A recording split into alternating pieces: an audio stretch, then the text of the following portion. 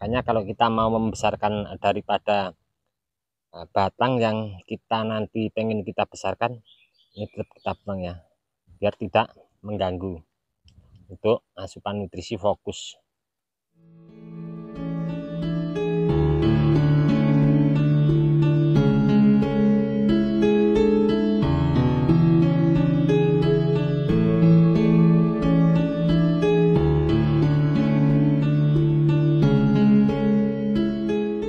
Halo teman bonsai, assalamualaikum warahmatullahi wabarakatuh. Kembali lagi di channel saya Bonsai Gempong. Oke teman bonsai, sebelum dan sesudahnya saya ucapkan terima kasih untuk teman-teman yang selalu mensupport di video saya. Mudah-mudahan video saya sebelumnya bermanfaat, menginspirasi, dan kita tetap sama-sama belajar. Terima kasih untuk teman-teman juga yang selalu komen di bawah deskripsi masukannya.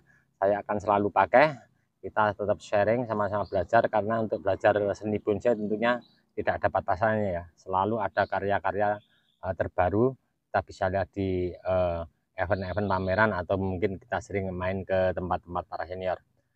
Oke, kali ini saya mau membahas untuk bahan bonsai sancang ya. Untuk bahan ini 1 bulan yang lalu sudah saya bikin video, saya sudah berbagi untuk teman-teman.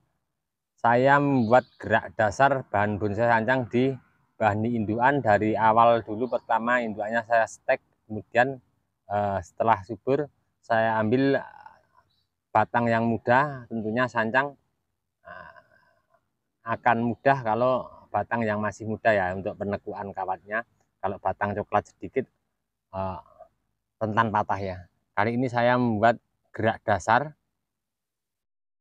saya lilit kawat, ada beberapa. Untuk bahannya saya mau cek, sepertinya sudah saatnya untuk pembongkaran. Ini part kedua, perlu diperhatikan untuk teman-teman yang suka membuat gerak dasar di bahan bonsai indukan ya. Seperti apa, kita langsung cek untuk ke bahannya ya. Oke teman-teman, ini dia untuk bahannya. Ada beberapa yang saya buat gerak dasar, nanti larinya tergantung ya nanti seperti apa kita lihat. Karena untuk bahan bonsai ini proses mungkin ada yang ekstrim, ataupun nanti untuk kedepannya formal, informal, atau yang menuju yang lain, saya sendiri belum tahu. Untuk yang penting saya kasih gerak dasar dulu. Nah, perlu diperhatikan ya, seperti ini sudah saatnya ya untuk kita lakukan pembongkaran kawat. Karena apa? Kawatnya hampir ketanam di dalamnya, ini akan mengganggu untuk pembesaran. Nah, intinya ini nanti kawat kita bisa pakai lagi untuk penelitian ke bahan yang lain. Hati-hati untuk pembongkaran, jangan sampai terlambat, karena ini mungkin kalau kita biarkan terus-menerus akan mengganggu pertumbuhan pertama, kedua mungkin akan mengalami patah ya. Nah, tekniknya seperti apa nanti setelah saya lakukan pembongkaran, biar untuk pengangkatan pembesaran pada batang yang kita inginkan nanti cepat. Bagaimana, tidak kita biarkan begitu saja. Akan saya coba untuk lakukan beberapa pembongkaran di sini.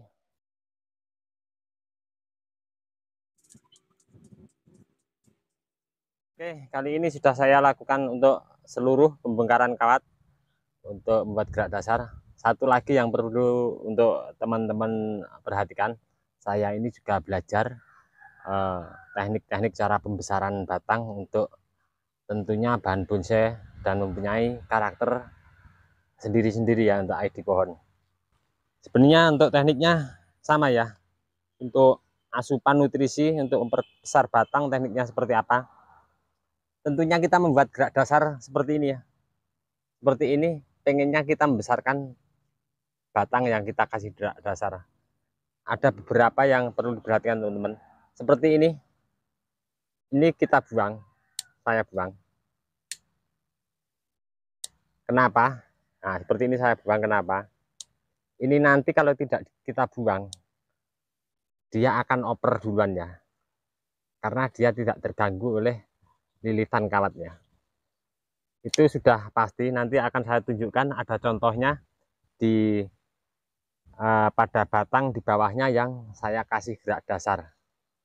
Kita buang ya, kita bersihkan semua, terkecuali kalau teman-teman ada terobosan segini mau dikasih lilitan lagi tidak apa-apa. Nah, kalau ini kita biarkan, pasti ini akan loss paling cepat karena tidak terganggu oleh gerakan lilitan kawat ini. Ini kalau lilitan kawat ekstrim seperti ini nutrisinya muternya lambat, naik turun. Kalau ini nanti pasti akan oper. Saya yakin, saya ada beberapa yang dulu saya pernah praktekkan seperti ini. Dia akan oper lebih cepat daripada ini. Karena ini tidak terganggu ya, lebih baik kita potong. Kita tidak potong tidak apa-apa, tapi kita kasih gerak ya, kita kasih gerak lilit kawat lagi. Nah, seperti ini.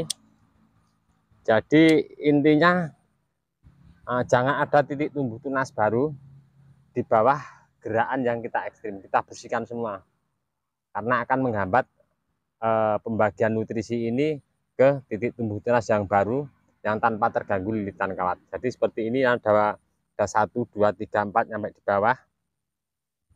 Kita bersihkan semua. Jangan takut tidak tumbuh titik tunas. Karena apa, ruas-ruas di sini tadi yang kita bersihkan tentunya itu nanti kalau besar jadi ruas ya.